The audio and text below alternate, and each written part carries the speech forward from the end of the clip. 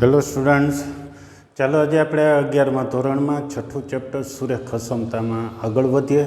ગયા લેક્ચરે આપણે થોડુંક પ્રાસ્તાવિક કે જે ગણિત માટે ખૂબ જ ઉપયોગી હોય તેવા સંકેતો અને અંતરાલ જોઈ ગયા. પ્રચલિત ગૌણ સંકેતોમાં N, capital Z, capital Q, capital R કયા ગણ દર્શાવે છે તે જોઈ ગયા.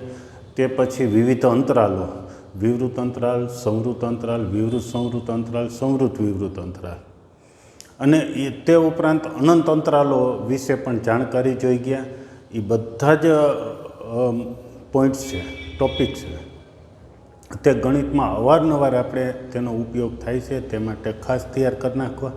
ત્યાર પછી હજુ જો કે આખું ચેપ્ટર જ બેઝિક છે, ગણિતમાં કોઈ પણ જગ્યાએ ગમે ત્યાં આવશે, આનો ઉપયોગ તો સતત ચાલુ રહેશે. હવે સૌ પ્રથમ આપણે અસમતા, ચેપ્ટરનું નામ છે સુરેખ અસમતા. એમાં અસમતા એટલે શું? જો કે તમે સમતા એટલે કે ઇક્વલ ટુ આવતું એવું તો જોઈ ગયા છો, એવી પદાવલીઓ આવી ગઈ છે. સંખ્યાઓ, ધારો કે કોઈ પણ બે સંખ્યા હોય તો આ બંને વચ્ચે કોઈ એક સંબંધ હોય, કાં ઇક્વલ ટુ આવતું હોય, કાં લેસ ધેન આવતું હોય, કાં ઇક્વલ ટુ કે ગ્રેટર ધેન. ત્રણમાંથી એક નિશાની જ આ બેની વચ્ચે આવતી હોય. શું છે આ? Less than. લ જેવો લેસ ધેન, યાદ ન રહેતું હોય તો લ જેવો લેસ ધેન ને ગ જેવો ગ્રેટર ધેન. જે ગુજરાતીમાં લ કહીએ એના જેવી લેસ ધેનની નિશાની છે. ગુજરાતીમાં જે ગ આવતો હોય એમાંથી થોડોક ભાગ એ ગ્રેટર ધેનની નિશાની છે, બરાબર? તો આ બંને વચ્ચે અત્યારે જોશો તો આ બેમાં ત્રણમાંથી આ એક નિશાની લાગુ પડે. નિશાનીમાં આમ આવશે. જનરલી એમાં પણ વિદ્યાર્થીઓ આવી ટેકનિકથી યાદ રાખતા બે પાંખીઓ હોય તે તરફ મોટી સંખ્યા રહેતી હોય. આમાં ફરીથી 12 અને 7 લખીએ તો ત્રણમાંથી એક નિશાની જ લાગુ પડશે. કઈ નિશાની લાગુ પડશે? તો કે અત્યારે ગ્રેટર ધેનની, ગ જેવો ગ્રેટર ધેન. બે પાંખ્યા છે તે બાજુ હંમેશા મોટી નિશાની રહેવી જોઈએ. અથવા બીજી કોઈ બે સંખ્યા લખીએ, ધારો કે આવી બે સંખ્યા લખીએ 16 તો ત્રણમાંથી એક નિશાની જ લાગુ પડશે માત્ર. કઈ નિશાની આવશે? તો કોઈ પણ બે વાસ્તવિક સંખ્યા અથવા તો બેઝિક પદાવલી. બેઝિક પદાવલી એટલે ધારો કે આવું કંઈ લખીએ છીએ તો આની વચ્ચે આ ત્રણમાંથી જો ઇક્વલ ટુ મૂકીએ તો એને સમતા કહેવાય, અને લેસ ધેન કે ગ્રેટર ધેન મૂકીએ તો અસમતા કહેવાય. કોઈ પણ બે સંખ્યાઓ હોય કે બેઝિક પદાવલીઓ હોય એમની વચ્ચે લેસ ધેન કે ગ્રેટર ધેન જેવી નિશાની મૂકીએ કે લેસ ધેન કે ગ્રેટર ધેન જેવી નિશાની મૂકીએ. શું છે? બે વાસ્તવિક સંખ્યાઓ કે બેઝિક પદાવલીઓ. બેઝિક પદાવલીઓ એટલે આવા પ્રકારની પદાવલીઓ. એમની વચ્ચે less than, greater than, less than or equal to કે greater than or equal to જેવી નિશાની મૂકવાથી જે એક સંબંધ મળે છે એ સંબંધને અસમતા કહે છે. અસમતામાં હજુ આગળ વધી પહેલાં હજી ત્રિવિધ વિકલ્પનો નિયમ. કોઈ પણ બે સંખ્યા હોય તો એમની વચ્ચે આ ત્રણમાંથી એક નિશાની જ લાગુ પડશે. જે અહીંયા લખ્યું છે, વ્યાપક રીતે લખ્યું છે, પ્રત્યેક વાસ્તવિક સંખ્યાઓ એ અને બી માટે. એટલે કે અહીંયા કોઈ પણ બે સંખ્યાઓ લખીએ, કોઈ પણ બે સંખ્યાઓ લખીએ, ધારો કે અહીંયા એક સંખ્યા કોઈ લખી છે આપણે, અહીંયા કોઈ બીજી સંખ્યા લખી, તો બંને વચ્ચે આ ત્રણમાંથી એક નિશાની જ આવશે. જે આપણે અહીંયા ઉદાહરણમાં જોઈ ગયા, ત્રણમાંથી કોઈ એક નિશાની જ આવશે. તો એ ત્રણમાંથી કોઈ એક જ સંબંધ શક્ય છે, ને આવી શક્યતાઓ વિકલ્પને ત્રિવિધ વિકલ્પનો નિયમ કહે છે. હવે આપણે પહેલા મુદ્દા તરફ આગળ વધીએ. જનરલી એક સંકેત સમજાવી દઈએ. હવે ચોરસ જેવો કૌંસ હોય, મોટો કૌંસ, એ આપણા ટોપિક્સના મેઇન મુદ્દા થયા. 12મું ધોરણ પૂરું થાય ત્યાં સુધી આવા સંકેતમાં જે ટોપિક્સ લખશું તે એ ચેપ્ટરનો મેઇન મુદ્દો થયો. અને આવા જે સંકેતોમાં 1 2 3 એટલે કે નાના કૌંસમાં 1 2 3 લખીએ તો આના પેટા મુદ્દા એમ સમજવાનું. ઓકે, તો ચાલો આ મેઇન મુદ્દામાં સુરેખ અસમતા. એક ચલની સુરેખ અસમતા, જે આપણે સ્વાધ્યાય 6.1 છે એ આખું આના પર આધારિત છે, આ મુદ્દા ઉપર. એક ચલની સુરેખ અસમતા એટલે કે જેમાં માત્ર એક જ ચલ, એક્સ જેવો એક જ ચલ આવતો હોય તેને એક ચલવાળી પદાવલી કહેવાય. અને એમાં આવી કંઈ નિશાની મૂકતા હોય અને જે બને છે એને એક ચલની સુરેખ અસમતા કહેવાય. શું? આવા પ્રકારની કોઈ પદાવલી હોય અને એમાં બે પદાવલી કે સંખ્યાઓ વચ્ચે આવા પ્રકારની કોઈ નિશાની મૂકીએ તો એક ચલની સુરેખ અસમતા કહે છે. એટલે કે એના સ્વરૂપની વાત કરીએ તો એક ચલની સુરેખ અસમતાનું સ્વરૂપ શું છે? તો ax પ્લસ બી આ એક ચલની પદાવલી થઈ, એમાં લેસ ધેન આવતું હોય કે પછી ax plus B greater than આવતું હોય કે X plus B less than or equal to આવતું હોય કે greater than or equal to આવતું હોય. તો આ બધી એક ચલની સુરેખ અસમતાનું સ્વરૂપ છે. 6.1 સ્વાધ્યાય જોશું તો બધે જ એક્સ જેવો એક જ ચલ કોઈ આવતો હશે. એ અને બી વાસ્તવિક સંખ્યાઓ છે, એટલે કે એ અને બીની જગ્યાએ કોઈ સંખ્યાઓ હશે અને એક્સ છે એ આપણો ચલ થયો. હવે એક ચલની સુરેખ અસમતાઓ આવતી છે. આમાં હવે વધારે પેટા ભાગમાં જોઈએ તો અહીંયા તમે જોશો તો માત્ર લેસ ધેન કે ગ્રેટર ધેન જેવી જ નિશાની છે. આવી નિશાનીઓ જે આવતી હોય તેને ચુસ્ત અસમતા કહે છે. કેવી અસમતા કહે છે? ચુસ્ત અસમતા. અને less than or equal to કે greater than or equal to ભેગા ઇક્વલ ટુ પણ આવતા હોય તેને શું કહે છે? મિશ્ર અસમતા કહે છે. જ્યાં માત્ર લેસ ધેન કે ગ્રેટર ધેન નિશાની આવતી ચુસ્ત અસમતા અને ઇક્વલ ટુ સાથે આવતા હોય એને મિશ્ર અસમતા કહે છે. ફરીથી અહીંયા લખીએ તો આવી નિશાની આવતી હોય અને આવી નિશાની આવતી હોય, બધી અસમતાઓ છે જ.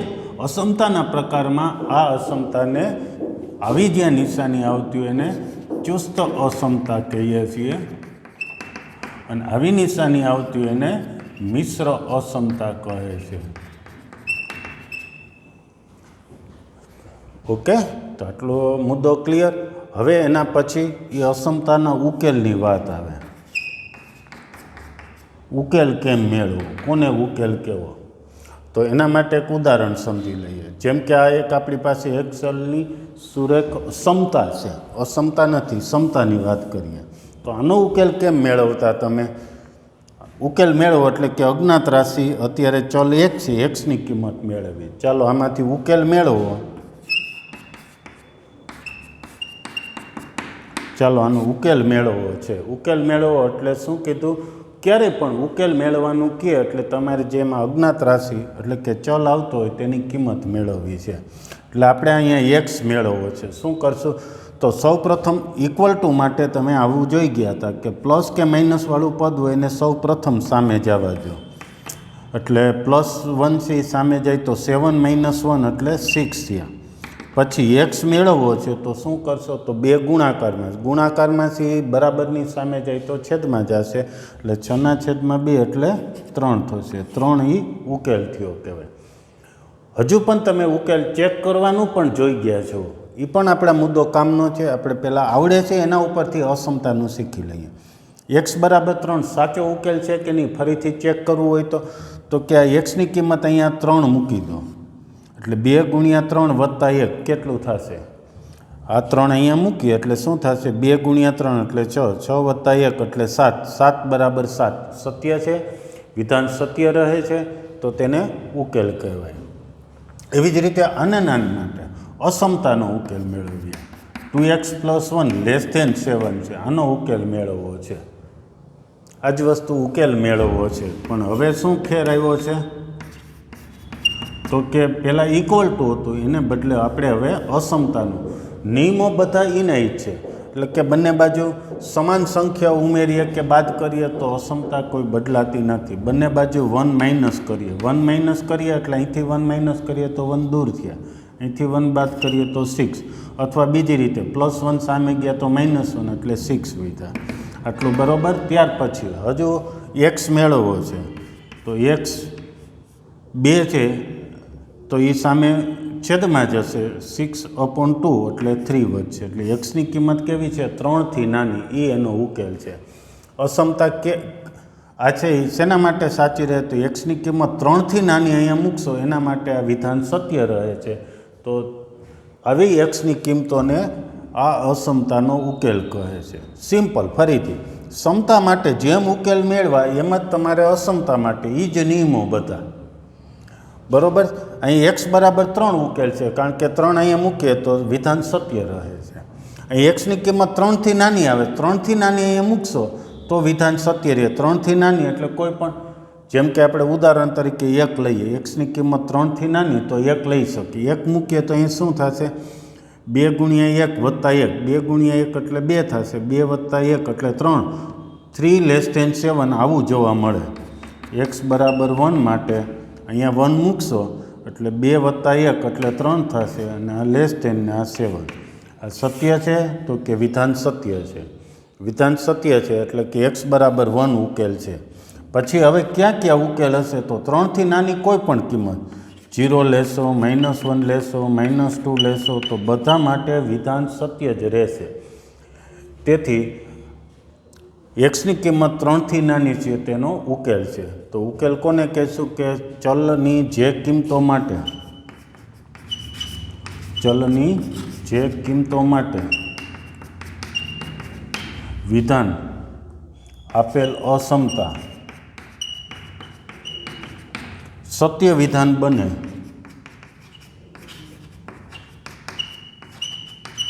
એટલે અથવા તો વિધાનની સત્યતા જળવાઈ રહે તેવી કિંમતોના ગણને,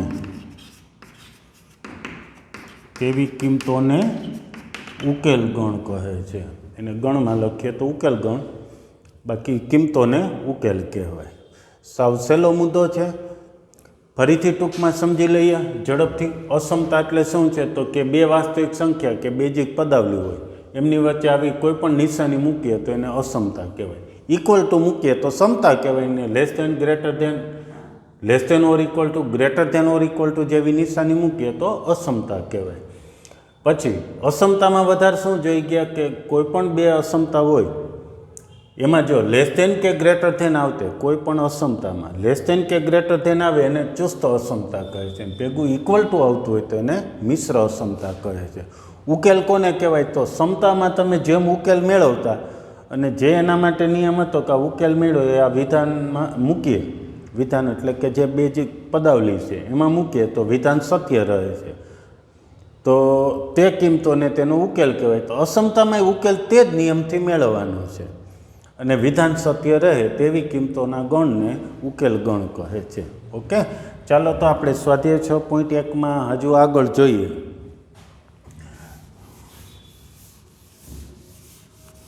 સમજવા જેવું સરસ મજાનું ચેપ્ટર છે, જે એક એક્ઝામ્પલ સમજી લઈએ, બધા એક્ઝામ્પલ આવડી જશે.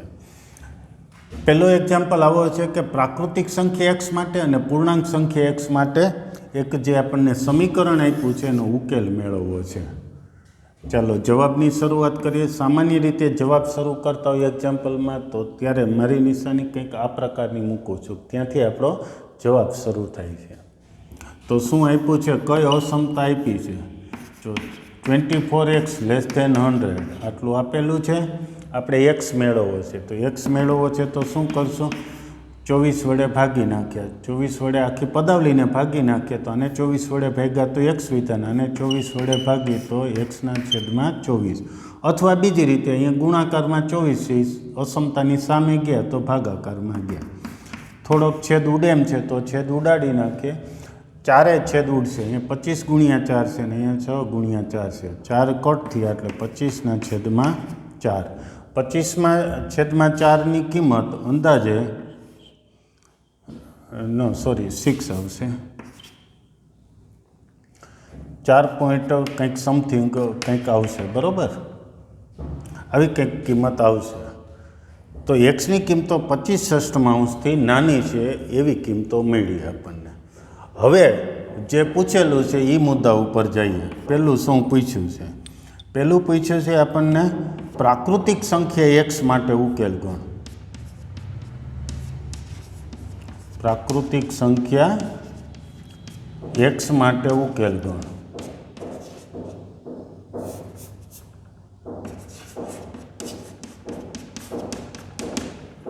એક્સ માટે એટલે 4.14થી નાની હોય એવી સંખ્યાઓ લખવી છે. અને કેવી? પાછી પ્રાકૃતિક. પ્રાકૃતિક એટલે એનમાં આવતી હોય તેવી કિંમતો. એનમાં કઈ આવે? 1 2 3 4 5 6 7. એમાંથી 4.14થી નાની હોય તેવી કિંમતો કઈ કઈ આવશે? 1 2 3 અને 4 આટલું બરાબર છે. પ્રાકૃતિક સંખ્યા એટલે કે એનમાંથી ઉકેલ મેળવ્યો છે. હવે પૂર્ણાંક સંખ્યાઓ માટે પૂર્ણાંક સંખ્યાઓ માટે એટલે કે ઝેડ માટે ઉકેલ પૂછ્યો છે. ઝેડ એટલે એનની બધી કિંમતો 1 2 3 4 તો આવશે જ, ઉપરાંત 0 -1 -2 -3 -4 આવી બધી સંખ્યાઓમાંથી 4.14થી નાની હોય તેવી કિંમતો. એટલે તે જોઈએ. પૂર્ણાંક સંખ્યાઓ માટે ઉકેલ ગણ. પૂર્ણાંક સંખ્યા માટે ઉકેલ ગણ લખીએ તો 4.14થી નાની હોય તેવી એટલે 4 3 2 1 0 -1 -2 આવી અનંત સુધી આ બધી કિંમતો છે પૂર્ણાંક સંખ્યાનો ઉકેલ છે. ઉકેલ છે એટલે ફરીથી કહી દઈએ, આ કિંમત અહીંયા મૂકશો તો પરિણામ સત્ય જ રહેશે. 4.14થી નાની કિંમતો જ રહેશે અહીંયા, બરાબર. આ મૂકશું તો પણ સત્ય છે. ફેર શું છે? આ પ્રાકૃતિક સંખ્યા માટે છે અને આ ઉકેલ લખ્યો છે પૂર્ણાંક સંખ્યા માટે. હજી ઉકેલ લખવા માટેની બીજી રીત ફરીથી સમજી લઈએ, પછી લખજો. સામાન્ય રીતે ઉકેલ લખવા માટે સંખ્યા રેખાનો ઉપયોગ કરવો તમારે, તો એ માટે સંખ્યા રેખા આર દોરીએ, ક્યાંય પણ 0 દર્શાવી દઈએ. પછી 1 2 3 4 5 6 અને ડાબી 0ની ડાબી તરફ -1 -2 આવી થોડીક કિંમતો લખી. કિંમતો એવી લખવી કે આપણી જરૂરિયાત હોય તે પૂરી થઈ જાય. 25/6 ક્યાં આવશે કિંમત? તો 25/6 એટલે 4.14ની આસપાસ થાય છે. એટલે મને એમ છે અહીંયા ક્યાંક કિંમત આવતી હોવી જોઈએ. અંદાજે અહીંયા લખું છું. અહીંયા જે કિંમત આવે છે તે લખું છું 25/6, બરાબર. હવે ઉકેલ લખવો છે. પહેલો ઉકેલ પ્રાકૃતિક સંખ્યા x માટે ઉકેલ. હાલો, આનાથી નાની હોય તેવી એટલે આ બધી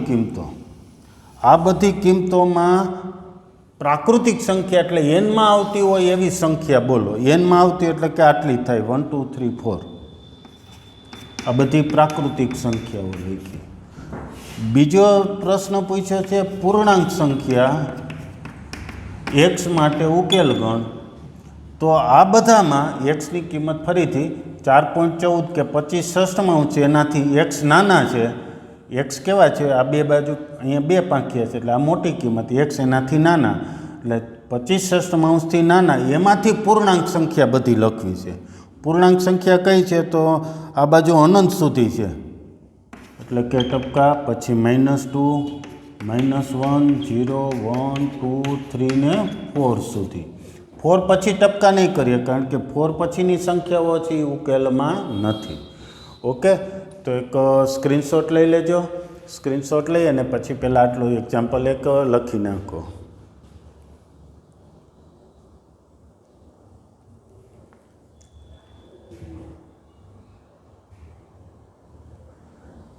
ચાલો, ત્યાર પછી બીજો એક્ઝામ્પલ હમણાં જેવો જ છે. બધા વિદ્યાર્થી મિત્રો પહેલેથી જ સમજીને તૈયાર કરે. બે એક્ઝામ્પલ ગણશું ત્યાં બધું ઇઝી થઈ જશે. બીજો એક્ઝામ્પલ છે -12x > 30 નો ઉકેલ મેળવો. તો ચાલો હમણાં ગણ્યા તે જ રીતે શરૂ કરી દઈએ. સૌ પ્રથમ અસમતા આપી છે, એનો ઉકેલ મેળવવો છે. તો અસમતા લખી નાખો. પહેલું કામ એ કરવાનું, અસમતા લખી નાખો. લખાઈ ગયું. હવે x મેળવવો છે. તો સૌ પ્રથમ 12 વડે ભાગી નાખીએ. 12 વડે ભાગી તો અહીંયા -x વિધા અને 30/12 થશે. 30/12 એટલે અંદાજે કિંમત કેટલી થશે? તો કે પહેલાં તો 6 છેદ ઉડી જાય, 6 દુ 12 અને 6 પંજા 30, 5/2 આવી કિંમત થશે. આટલું બરાબર છે. હજુ એક્સ નથી મેળવ્યા, આપણે એક્સ મેળવવો છે. એક્સ મેળવવો છે તો શું કરવું પડશે? માઇનસ વડે ગુણવા પડે. હવે એક ખાસ ધ્યાન રાખો, જ્યારે જ્યારે તમે માઇનસ સંખ્યા વડે ગુણતા હોય, એટલે કે માઇનસ વડે ભાગતા, ગુણવાન ભાગવાની પ્રક્રિયાઓ એક સમાન. માઇનસ સંખ્યા વડે ગુણો કે ભાગો ત્યારે અસમતા બદલી જાય. અસમતા બદલે એટલે ગ્રેટર ધેન છે તો એ લેસ ધેન થઈ જાય, લેસ ધેન છે એ ગ્રેટર ધેન થઈ જાય. શું? જ્યારે જ્યારે તમે ઋણ સંખ્યા વડે ગુણો ત્યારે અસમતાની નિશાની બદલાઈ જાય. જે આટલું તમારે એક સમતા કરતાં જુદું આવ્યું, જે ઇક્વલ ટુમાં આમ પરિણામ નહોતું આવતું, જ્યારે લેસ ધેન ગ્રેટર ધેન જેવી અસમતા હોય એ નિશાની બદલાઈ જાય. એટલે કે માઇનસ વડે ગુણો તો અસમતા બદલાઈ જાય. માઇનસ એટલે -1 કહેવાય. -1 વડે ગુણીએ તો આ માઇનસ એ પ્લસ થઈ ગયા ને અસમતા બદલાઈ જશે. લેસ ધેન ગ્રેટર ધેન હતું એ લેસ ધેન થઈ ગયું, અને આને માઇનસ વડે ગુણો તો 5/2. તમે જોશો તો માઇનસ વડે ગુણો તો બધા ઉપર અસર થઈ છે. માઇનસ એ પ્લસ થઈ ગયા, અસમતા બદલાઈ ગઈ, પ્લસ એ માઇનસ થઈ ગયા. એટલે એક્સની કિંમત -5/2 નાની છે તેવી કિંમત આપણને મળી. હજુ ફરીથી આનો જ એક્ઝામ્પલ એક સાથે પ્રક્રિયાઓ દર્શાવી દઈએ.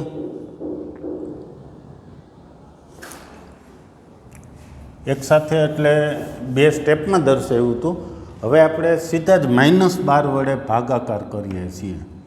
-12 વડે ભાગતા, હવે માઇનસ વડે ગુણ્યા કે ભાગ્યા એટલે અસમતા બદલાય, એટલે આ બદલી ગયા.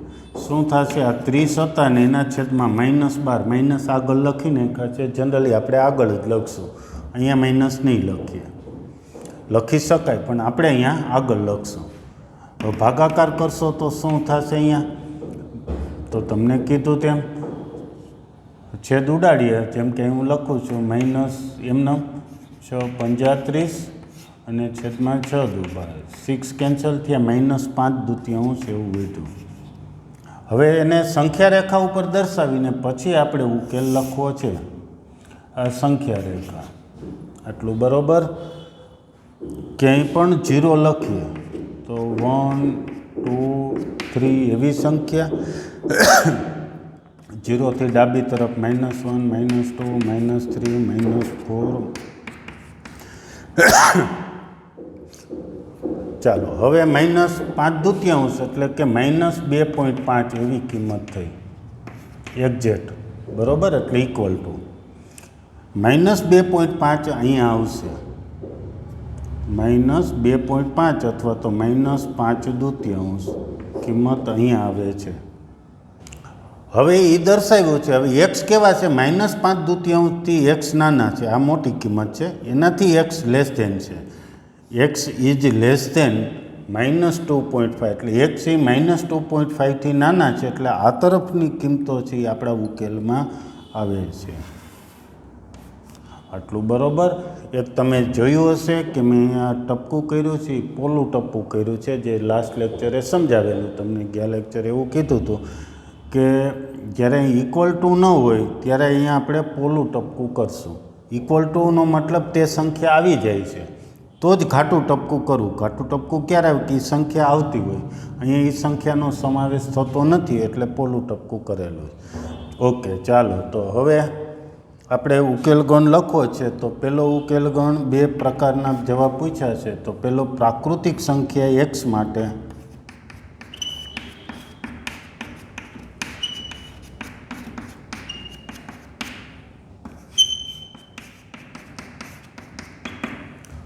તો આમાંથી આવતી પ્રાકૃતિક સંખ્યા એટલે એનમાં આવતી હોય તેવી કિંમતો.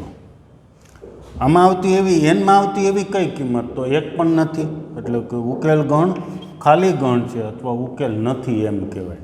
આમાં એક પણ પ્રાકૃતિક સંખ્યા નથી. 1 2 3 4 બધી આ તરફ છે, આમાં આવતી નથી, આપણા ઉકેલમાં નથી. બીજો જવાબ છે પૂર્ણાંક સંખ્યાઓ. પૂર્ણાંક સંખ્યા એક્સ માટે ઉકેલ ગણ. તો આમાં આવતી હોય પૂર્ણાંક સંખ્યાઓ કઈ કઈ? તો એ લખી નાખીએ તો -3 -4 -5 -6 એવી બધી. એટલે કંઈક આ રીતે લખીએ -5 -4 -3 ત્યાં સુધીની. ઓકે, તો પ્રાકૃતિક સંખ્યા અને પૂર્ણાંક સંખ્યામાં ઉકેલ આ રીતે દર્શાવવાના છે. હજુ તમને એક વધારાનો ત્રીજો એક એક્ઝામ્પલ હજી ગણી નાખીએ, પછી આપણે આગળ જોઈએ. એક વધારાનો એક્ઝામ્પલ હવે સમજી લઈએ છીએ. આ તમે બીજા એક્ઝામ્પલનો સ્ક્રીનશોટ લઈ અને ઉતારી નાખજો નોટ્સમાં. ધારો કે આવી એક પદાવલી છે 6x < 24. આનો ઉકેલ મેળવવો છે. સૌપ્રથમ ઉકેલ મેળવવો એટલે એક્સ મેળવવા, આટલું ક્લિયર. અને 6 એક છે, એમાંથી આપણે એક્સ મેળવવો હોય તો 6ને દૂર કરવા પડે. 6ને દૂર કરવા માટે 6 વડે બંને બાજુ ભાગી નાખીએ. અહીંયા ભાગાકાર કરીએ તો એક્સને, અને 6 વડે ભાગીએ તો 4 વીતા. એટલે એક્સની કિંમત 4થી નાની છે એવું થયું. સંખ્યા રેખા ઉપર ક્યાંય 4 દર્શાવીએ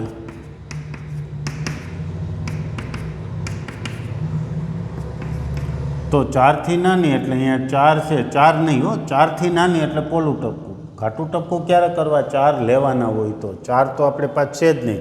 એક છે એ 4થી નાના છે એટલે 4 નહીં, પણ 4થી નાની કિંમતો એટલે આ તરફનો ઉકેલ થયો. આટલું ક્લિયર. હવે પ્રાકૃતિક સંખ્યા એટલે કે આમાંથી એનમાં આવતી એવી કઈ કઈ કિંમત? તો કે 1 2 3 છે, 4 નથી, ધ્યાન રાખજો. ત્યાર પછી પૂર્ણાંક સંખ્યા. આમાં પૂર્ણાંક કઈ કઈ? તો આ બધી જ આવી જશે જે લખી છે ત્યાં. એટલે ટપકા -2 -1 0 1 2 3. હવે એક ત્રીજું નોંધ. એક વધારાનો એક્ઝામ્પલ છે નોંધ, અને તમે તું એ નામ આપી દેજો. બીજા જેવો બીજો એ. નોંધ. વાસ્તવિક સંખ્યા એક્સ માટે ઉકેલ ગણો. વાસ્તવિક સંખ્યા બધી જ આરની બધી સંખ્યા લખવી છે આમાં આવતી હોય તો. કે એ તો આપણે પોઈન્ટમાં વચ્ચે આવતી હોય, સમય અસમય બધી સંખ્યાઓ, તો એને આ રીતે નહીં લખી શકીએ. એ લખવા માટે આપણે એક અંતરાલ જોઈ ગયા છીએ, એને અંતરાલની રીતે લખવું પડે. આવી બધી કિંમતો કઈ કઈ? -થી 4 સુધીની સંખ્યા. 4 આગળ સંવૃત અંતરાલ આવશે કે વિવૃત અંતરાલ? નાનો કૌંસ કરું કે મોટો કૌંસ કરું? તો કે 4 આવતા નથી, 4 સુધીની સંખ્યાઓ છે એટલે વિવૃત અંતરાલ આવે. હવે આના પછી હજુ આમાં નાના ફેરફારવાળો એક એક્ઝામ્પલ. આવા નાના નાના ફેરફાર તમારે પણ વિચારવાના છે કે આવી રીતે હોય તો કેવી રીતે એક્ઝામ્પલ ગણી શકાય. જેમ કંઈ ઇક્વલ ટુ, ધારો કે રકમમાં પણ આવું આપ્યું છે, અહીંયા રકમ ફેરફાર કરી નાખી, આવી રકમ આપી છે. તો હવે શું છે? એક 4 જેવડા ને 4થી નાના એટલે આમ થશે. 4 અને 4થી નાના, આ બધો ઉકેલ થયો. ચાલો હવે પ્રાકૃતિક સંખ્યા એટલે કે એન માટે ઉકેલ ગણતો. આમાંથી એનમાં આવતી હોય એવી કઈ કઈ કિંમત? તો 1 2 3 અને 4 એક ચોથી કિંમત ઉમેરવી પડે. એવી જ રીતે પૂર્ણાંક સંખ્યાઓમાં બધી જ, એમાં 4 પણ આવી જાય છે એટલે 4 અહીંયા પણ ઉમેરાશે. અને વાસ્તવિક સંખ્યા માટે ઉકેલ ગણમાં અહીંયા એક સંકેતમાં ફેરફાર થશે. શું? તો -∞ થી 4 સુધી અને 4 પણ આવી જાય છે એટલે આવો સંકેત આવે. ઓકે, ફરીથી આટલો વિડીયો સમજી લો કે જ્યારે લેસ ધેન હોય તો શું ફેરફાર થાય છે, ને ભેગો ઇક્વલ ટુ આવ્યો તો શું ફેરફાર થાય છે. ઇક્વલ ટુ આવે છે એટલે કે એ સંખ્યા 4 આવી જાય છે ને. એક્સ કેવા છે? 4 જેવડા અને 4 ને ઇક્વલ ટુ છે અને 4થી નાના છે. 4 છે ને 4થી નાની કિંમતો. પછી એમાંથી આપણે એનમાંથી ને ઝેડમાંથી ને આરમાં કીધું હોય વાસ્તવિક સંખ્યાનો, તો બધી સંખ્યા લખવા માટે અંતરાલનો ઉપયોગ કરવો પડે. આટલું ક્લિયર. ચાલો હજી ત્રીજો એક્ઝામ્પલ એક જોઈ લઈએ. આજનો એ છેલ્લો એક્ઝામ્પલ એક જોઈ નાખીએ.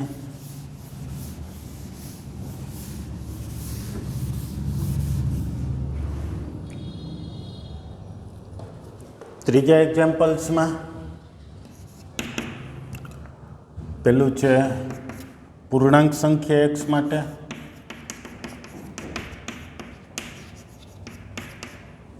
અને બીજું છે વાસ્તવિક સંખ્યા એક્સ માટે.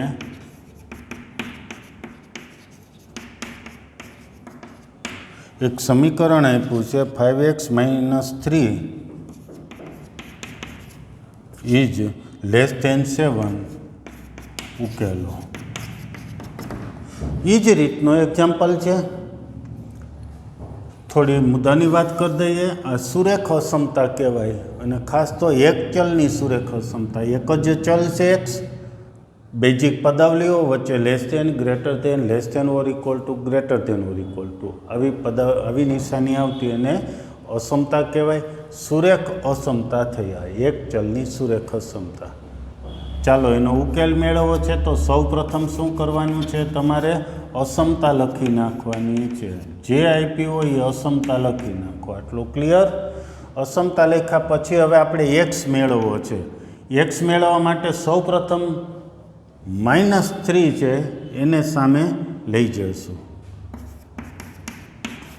એટલે કે -3 સામે જશે +3 એટલે 7 + 3 એટલે 10 થયા. આપણે એક્સ મેળવવો છે. શું કરશું એક્સ મેળવવા? તો બંને બાજુ 5 વડે ભાગી નાખીએ. 5 વડે ભાગીએ તો અહીં એક્સ વિધાન અને 5 વડે ભાગીએ તો 2 વિધા. આટલું ક્લિયર. એક્સની કિંમત 2થી નાની છે. ઉકેલ લખતા પહેલાં એક સંખ્યા રેખા ઉપર દર્શાવવાનું શીખી જઈએ. ક્યાંય પણ 0 લખીએ, ક્યાંય પણ 0 દર્શાવી શકો. ત્યાર પછી 1 2 3 આ તરફ -1 -2 -3 -4 આવી સંખ્યાઓ છે. એક્સની કિંમત કેવી છે? 2થી નાની. 2 નથી, અહીં ઇક્વલ ટુ નથી, 2થી નાની છે. તો અહીંયા આપણે એક એવી રીતે દર્શાવી કે 2થી નાના. એક્સ કેવા છે? 2થી નાના. 2થી નાના સંખ્યા રેખા ઉપર ક્યાં આવશે? તો 2 અહીંયા છે, તો 2થી ડાબી તરફ હાલીએ તો 2થી નાની સંખ્યાઓ આવે. આ આપણો ઉકેલ થયો. આમાંથી ઉકેલ મેળવવાનો છે, આટલા ભાગમાંથી. એમાં પૂર્ણાંક સંખ્યા માટે કીધું છે. પૂર્ણાંક સંખ્યા માટે ઉકેલ ગણો. પૂર્ણાંક સંખ્યા માટે ઉકેલ ગણો. ગણને દર્શાવવા માટેનો સંકેત સગડીયો કૌંસ છે. આમાં જેટલી પૂર્ણાંક સંખ્યા એ બધી, એટલે 1 0 -1 -2 -3 અપ ટુ અનંત સુધી. -2 -1 0 ને 1. 2 લખશો તો કે 2 આમાં છે પહેલાં આપણા ઉકેલમાં? નહીં. 2થી નાની કિંમતો છે, 2 નથી, એટલે 2 અહીંયા લખશો નહીં. ઓકે. બીજું, વાસ્તવિક સંખ્યા એક્સ માટે ઉકેલ ગણ લખવો છે. બધી સંખ્યાઓ આરમાં જેટલી, અહીંયા 2થી નાની, સમય અસમય જેટલી સંખ્યાઓ હોય એટલી બધી લખવી છે. તો એ બધી લખવા માટે આવી યાદીની રીત ન ચાલે. એના માટે અંતરાલનો ઉપયોગ કરવો પડે. તો -∞થી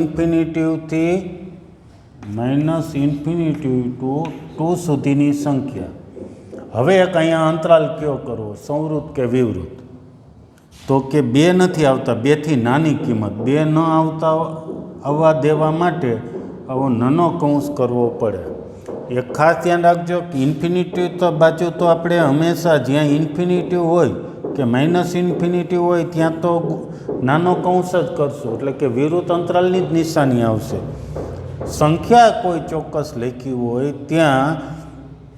ત્યાં સંખ્યા આવતી હોય તો સંવૃત અંતરાલ આવે, પણ અહીંયા 2 આવતા નથી, 2થી નાની કિંમત છે, એટલે આવો વિવૃત અંતરાલ કરેલો છે. ઓકે. આનો જ તમને પ્રાકૃતિક સંખ્યા માટે ઉકેલ કીધો હોય, પૂર્ણાંક નહીં, વાસ્તવિક નહીં, પણ પ્રાકૃતિક માટે કીધું હોય. તો આમાં પ્રાકૃતિક સંખ્યા કઈ આવે? તો માત્ર 1. ગણમાં 1 આવી કિંમતો છે, એ પ્રાકૃતિક સંખ્યા માટે ઉકેલ થયો. માત્ર એક જ સભ્ય હોય એવા ગણને એકાકી ગણ પણ કહેવાય. ઓકે.